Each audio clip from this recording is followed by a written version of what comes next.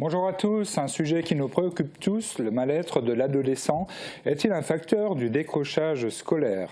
Des réponses seront données lors d'une conférence le samedi 22 novembre au lycée Simon-Lazare de Sarreguemines. À la une de Mosaïque aujourd'hui, la casque toujours prête à relever le défi du développement économique. Elle vient d'investir à Ambar sur l'Europol dans l'agrandissement du bâtiment relais occupé par Urban Eco depuis 2011. La société spécialisée dans la vente de coussins, de rideaux et de tissus peut dorénavant poursuivre son développement et conforter ses 10 salariés dans leur emploi. Des salariés occupés dans les bureaux ou dans la zone de stockage où ils inspectent la qualité de la marchandise en provenance d'Asie et où ils préparent les commandes envoyées ensuite chez les différents clients. Notre 30 minutes continue par le sommaire. J'ai tout trouvé pour mon mariage chez Festivité, à part le mari. Festivité, Festivité, des idées toutes faites.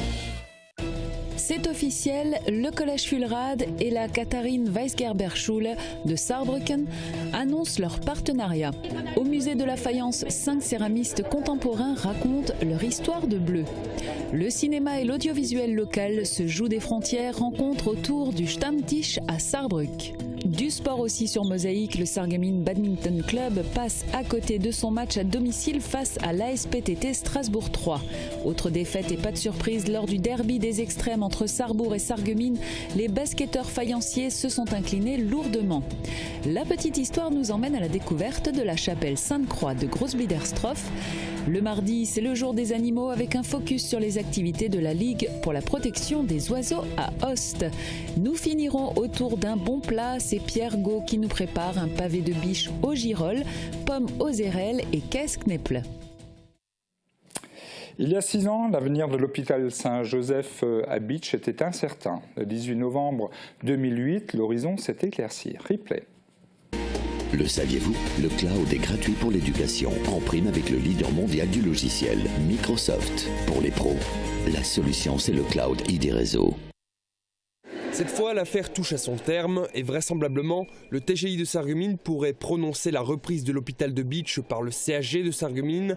Une reprise que chaque partie s'accorde à dire qu'elle est nécessaire sur le fond, mais qui divise dans sa forme. Séance à huis clos et presque 2 heures de plaidoirie et d'audition des parties. Il apparaît qu'une mise en liquidation judiciaire ne serait pas l'alternative retenue. Cela signifierait solliciter des créances pour éponger les dettes, mettre au chômage du personnel et voir un bâtiment hospitalier plutôt récent rester vacant. Cependant, la proposition du CHG de Sarreguemines devra être encore affinée, notamment en ce qui concerne la période intermédiaire de transfert des personnels de Bitche, c'est-à-dire à compter de la reprise effective le 1er décembre. Et aujourd'hui, la reprise de l'hôpital Saint-Joseph par le CHG de Sarreguemines n'est plus qu'un souvenir, tant les habitudes de travailler ensemble sont prises. Sandrine nous attend dans la vallée de la Blise pour la météo de demain. 17% des accidents du quotidien ont pour origine le sport. Assurance accident de la vie, la sécurité par tous les temps. Bonjour tout le monde, pour demain, la météo s'améliore et ça se sent. Les brouillards et nuages bas constituent un décor en matinée et ils évoluent lentement vers des éclaircies l'après-midi. Même si le ciel s'annonce plus clément, les températures, elles, n'évoluent pas trop. Elles partent de 4 à 6 degrés le matin jusqu'à 7 à 9 degrés l'après-midi. Demain, mercredi 19 novembre, pensez à souhaiter une bonne fête au Tanguy. Le soleil nous accompagnera de 7h42 à 16h45. Aujourd'hui, nous sommes mardi, le jour de notre séquence à la ferme. Et cette fois, nous allons parler de dentition. Ça te dirait un petit tour chez le dentiste ? En tout cas, nous y allons. Les dents d'un cheval poussent et si l'usure naturelle n'est pas suffisante, le vétérinaire doit jouer au dentiste. Daniel Corr nous explique et nous montre la technique utilisée. Le fait de raboter les dents, déjà ça améliore la bouche pour le cavalier aussi, et ça améliore, il n'y a plus de douleur au niveau pour le cheval, et le rendement alimentaire est à nouveau meilleur. On commence en général vers 5-6 ans. Ce qui est le plus gênant pour le cheval en fait, c'est le fait de forcer l'ouverture de la bouche, ça c'est inconfortable pour lui, et le bruit de la machine, parce que les sinus ça accentue le bruit à l'intérieur de la tête, mais la machine en elle-même n'est pas douloureuse puisque les dents ne sont pas sensibles à leur extrémité, le nerf est bien plus haut. J'espère que cette séquence vous a plu, je vous souhaite une excellente journée et vous retrouve dès demain.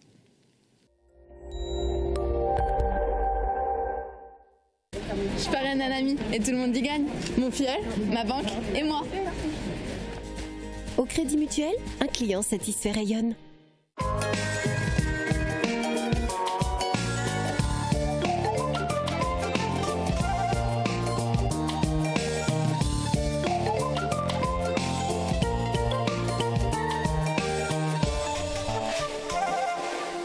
Quelle idée on a eu de commencer une thérapie de couple. Tout ça pour faire comme les autres. Pas d'accord. T'es tout le temps sur moi. Oui, mais c'est parce que tu me plais bien. Arrête. T'en auras donc jamais assez. Ben voilà ce qu'on pourra dire au psy. Ça, c'est nos histoires.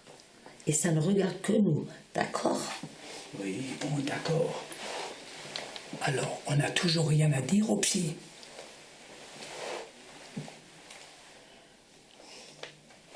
Tu ne vas quand même pas recommencer avec cette histoire. C'est quand même fou, cette nouvelle manie que tu as de stocker. T'as au moins 50 rouleaux de sacs de tri dans la cave. Oui, mais ça, d'accord, mais ça peut toujours servir, on ne sait jamais, ça peut servir. Je sais, mais c'est comme ça avec moi, c'est comme ça avec tout. T'as toujours peur de ne pas en avoir assez.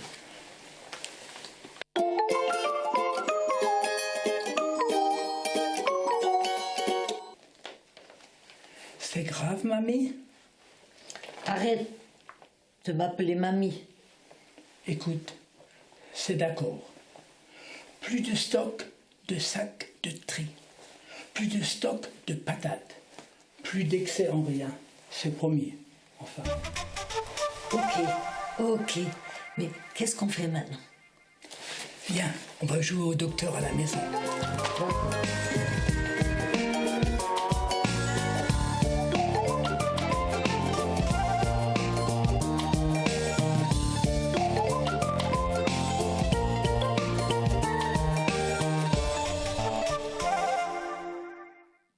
On va passer en revue le Républicain Lorrain. En page région, les ESAT gérés par des associations offrent un travail et une économie aux adultes handicapés. Ce sont aussi des entreprises soumises à la loi du marché.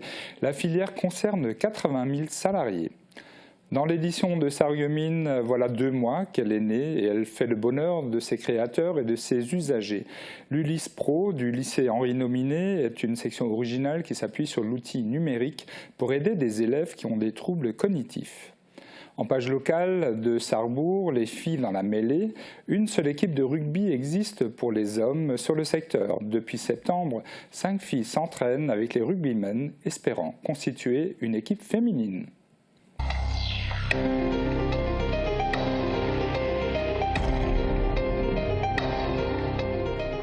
On le disait tout à l'heure, Urban Eco peut à nouveau compter sur le soutien de la communauté d'Aglo. En 2011, la CASC avait financé la création d'un bâtiment relais pour cette entreprise. Aujourd'hui, elle remet la main au portefeuille pour l'extension du site. Urban Eco assure ainsi la poursuite de son développement. Guillaume Dumonteil. En 2011, une délégation de la communauté d'agglomération Sarreguemines-Confluence s'était rendue sur l'Europol pour rencontrer les employés de l'entreprise Urban Eco.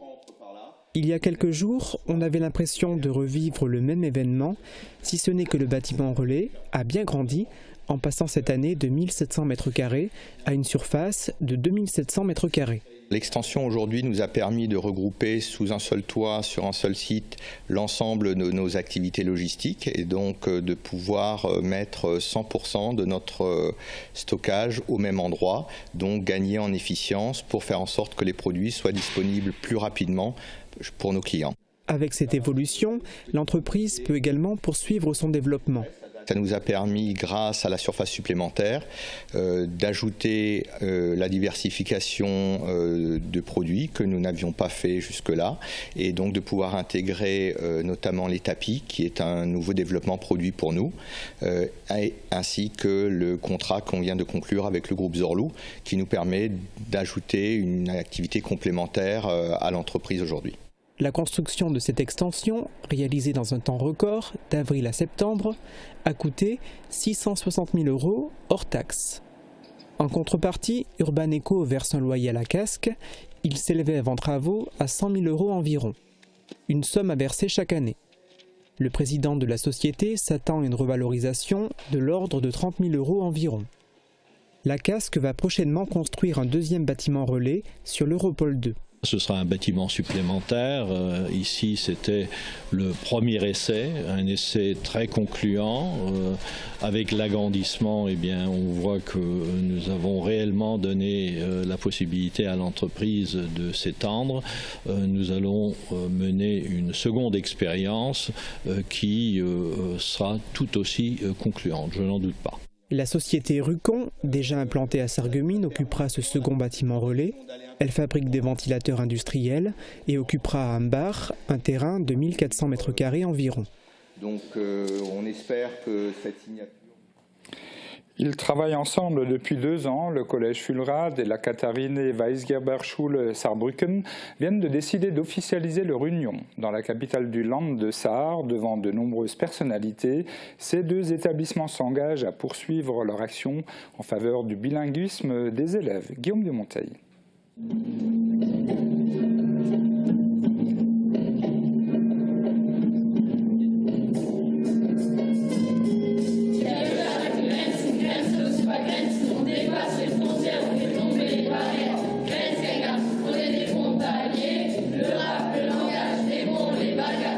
Allemand, français, parmi ces élèves, qui sont ceux qui ont comme langue maternelle celle de Goethe ou celle de Molière? Difficile à dire, d'autant que certains ont la double nationalité.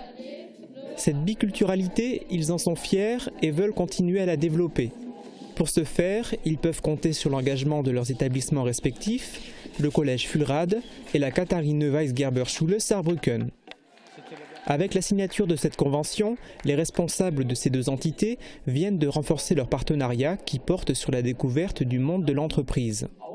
En effet, depuis 2 ans, une quarantaine d'élèves des 2 côtés de la frontière ont eu l'occasion de travailler ensemble, notamment à Smart, il y a un peu plus d'1 an, à l'occasion du 50e anniversaire du traité de l'Élysée. D'autres actions sont en passe d'être réalisées. Nous avons plusieurs projets qui vont être mis en œuvre prochainement, très prochainement, à savoir deux actions très intéressantes. La première, c'est la visite conjointe d'une entreprise allemande et la visite conjointe d'une entreprise française. Et tout cela va déboucher l'année prochaine sur des stages en entreprise par binôme, par tandem franco-allemand. Quelques jours en France, quelques jours en Allemagne. Du côté allemand, plusieurs entreprises sont d'accord pour accueillir les élèves.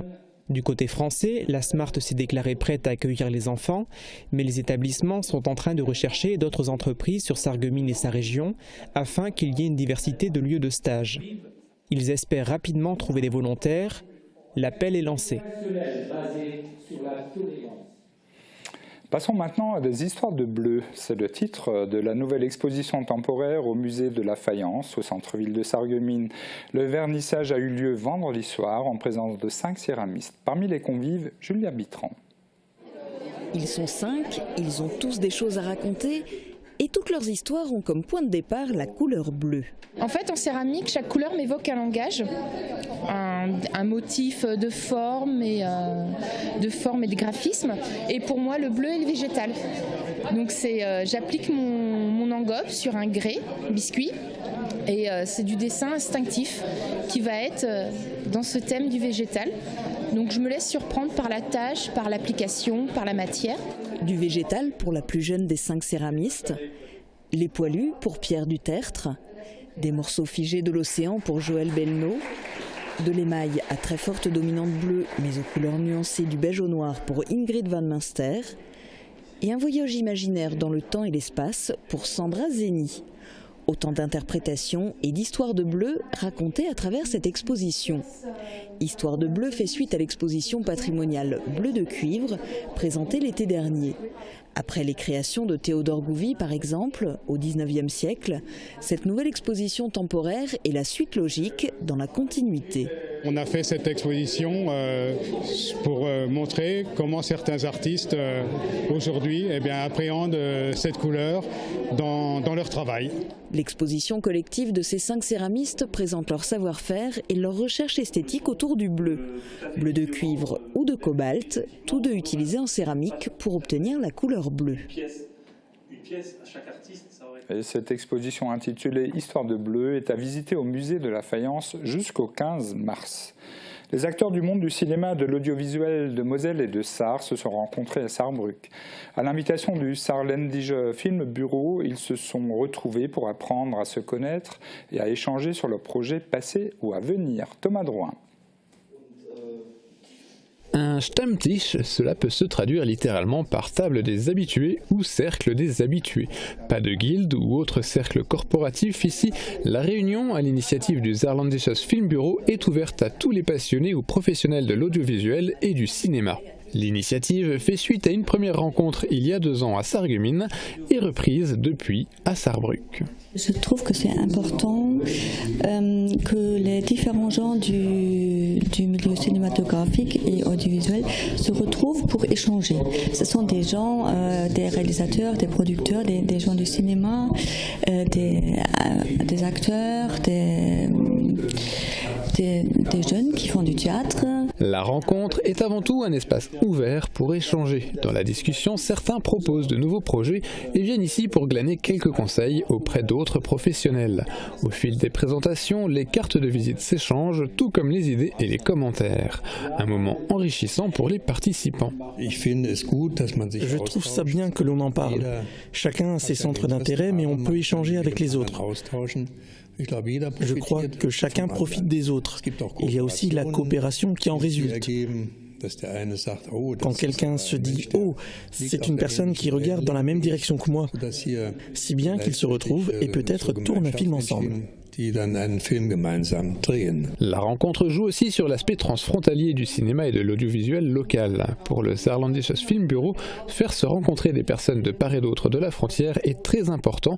La coopération entre Français et Allemands est un aspect à ne pas escamoter de la vitalité de l'activité cinématographique et du secteur. Le Stammtisch comme lieu d'échange est une réussite reconnue par toutes les personnes présentes. Elles n'en doutent pas, l'émulation issue de cette rencontre sera source de nouveaux projets.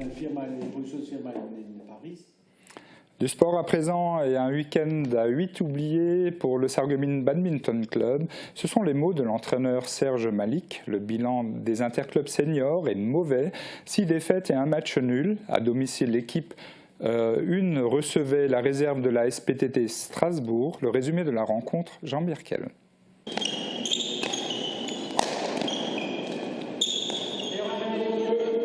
Deuxième journée et première défaite. L'entrée en matière du SBC dans cette poule 6 du championnat interclub de National 3 permet en principe de conserver l'envie intacte.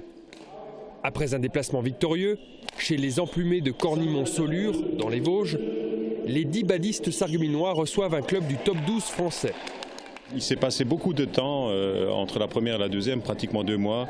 Et je pense que l'équipe a perdu sa stabilité et les belles possibilités qu'elle avait laissées entrevoir il y a 2 mois.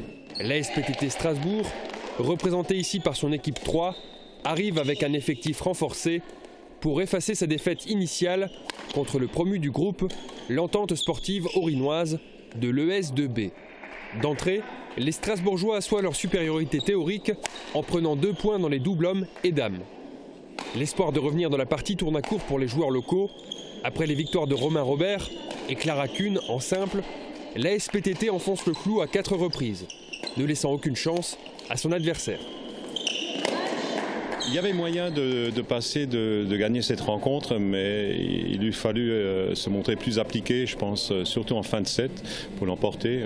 On a eu affaire à une forte équipe strasbourgeoise qui s'est renforcée pour l'occasion, mais on avait toutes les chances aussi de notre côté pour faire mieux aujourd'hui.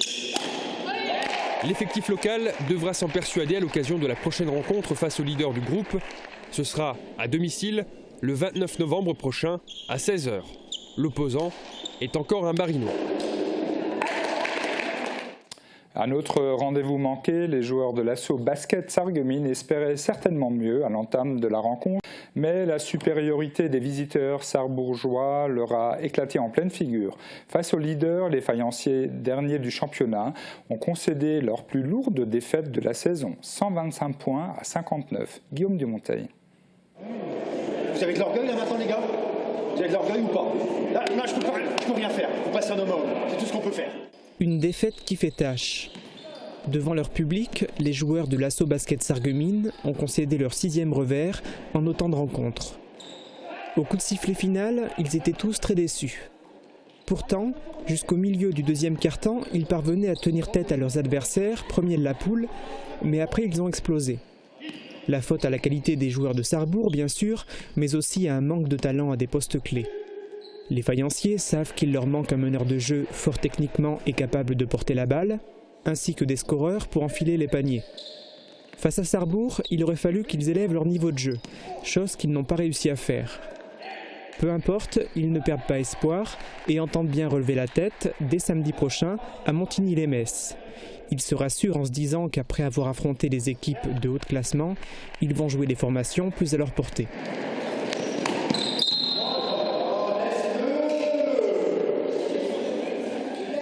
Voilà, fin de l'info. On se retrouve après ces quelques annonces.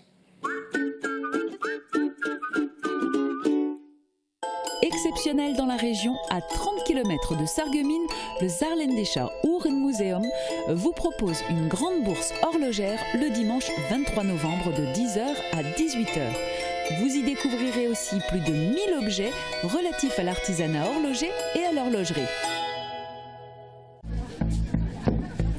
Je ne sais pas encore, mais on est fait pour être ensemble. Je veux pas te vexer, mais t'as vu ta tête? Et toi, t'as vu ma carte? Multipass Plus, simple, pratique, gratuite. Avec cette carte, j'ai des avantages pour les loisirs, la santé, la mobilité et le logement. Avec elle et moi, bonheur assuré. Ah ouais. Dommage que Multipass Plus, ça te donne pas des réductions pour des cours de drague. Bon, bah ça c'est fait. En région Lorraine, Multipass Plus, la carte 16-25 ans pour tous tes projets. Enfin presque.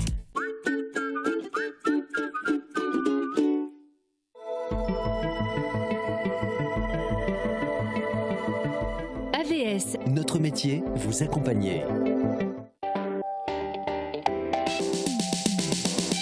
Demain, dans le journal, découvrez le couple princier du carnaval 2015 à Sarreguemines. Pierre et Anaïs ont été intronisés hier soir à l'hôtel de ville. La saison carnavalesque est ainsi officiellement lancée. Et puis nous retrouverons notre cuisinier de la semaine, Pierre Gaud, au fourneau pour le dessert. Une délicieuse et très parfumée poire aux épices et son caramel. La poire pochée, vous pouvez aussi la servir tiède ou froide. Et le caramel, vous pouvez également le faire au beurre salé. Bon appétit!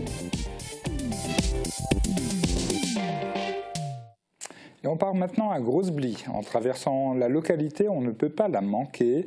Elle fait partie du paysage, mais on ne la remarque plus forcément. Voici la petite histoire de la chapelle Sainte-Croix.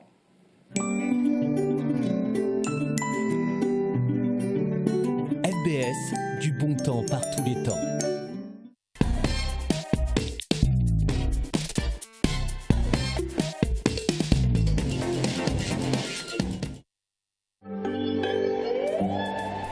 À l'angle de la rue de la Chapelle et de la rue de Sarrebruck, la chapelle Sainte-Croix est plutôt discrète.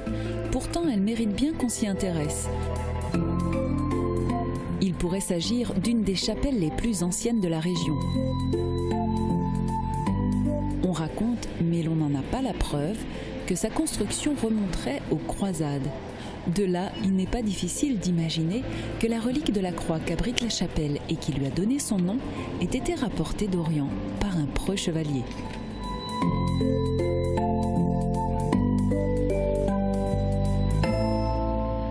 Voilà pour la petite histoire du jour. Nous partons maintenant à la rencontre du groupe local du Pays des Lacs-Côte 57. Cette association a pour but d'œuvrer pour la protection des oiseaux. Guillaume Dumonteil. Avec Virch Menuiserie, votre maison devient tendance.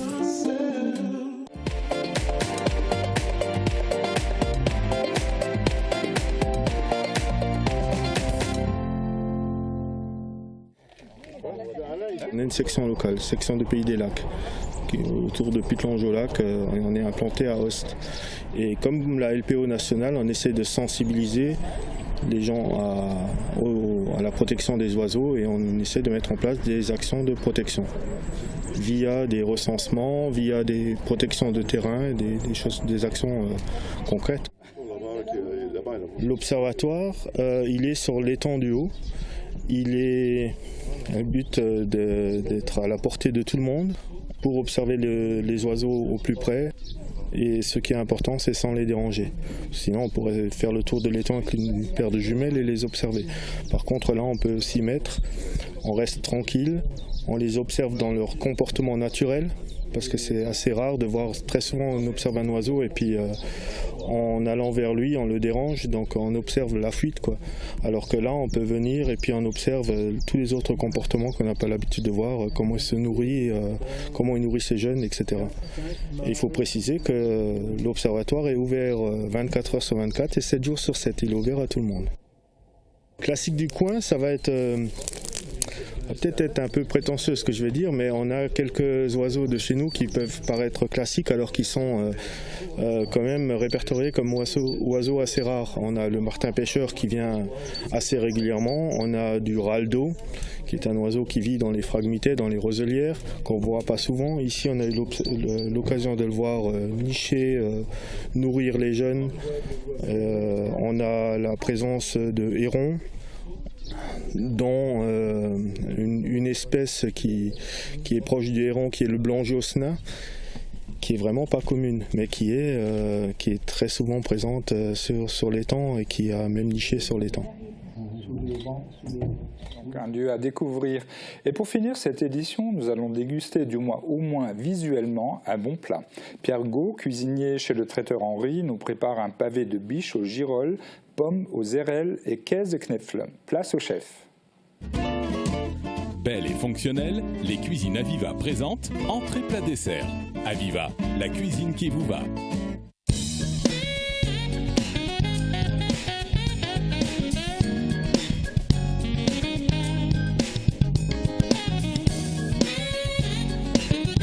Bonjour, aujourd'hui en plat on va vous servir donc un pavé de biche aux girolles avec des pommes aux érelles et des Käseknäpfle.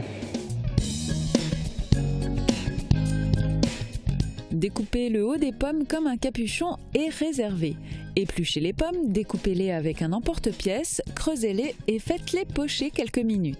Au moment du dressage, les pommes serviront de réceptacle aux érelles que l'on aura fait cuire dans un sirop de vin rouge, de miel et de crème de cassis. Préparez la pâte à knäpfle, mélangez le fromage blanc et les œufs, ajoutez la farine, puis le persil et le poireau émincé. Salez, poivrez et surtout, n'oubliez pas la touche de noix de muscade. Formez des quenelles à l'aide de 2 cuillères. Bon d'accord, Pierre a la technique, mais vous verrez après quelques essais, ce n'est pas si compliqué. Plongez les quenelles dans une eau bouillante salée. Lorsque les knäpfle remontent à la surface, c'est qu'ils sont prêts. Vous pouvez aussi vérifier la cuisson avec la pointe d'un couteau. Faites chauffer du beurre dans une poêle et faites-y dorer les pavés de biche. Le temps de cuisson dépend de vos goûts, mais sachez que la biche se déguste très bien saignante.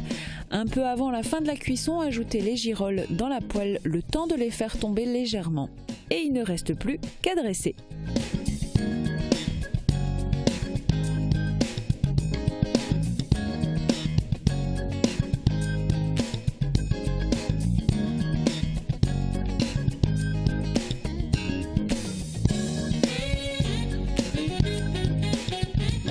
Donc un plat typique de chez nous, donc à servir pour les fêtes, avec une pièce de gibier de la chasse de saison.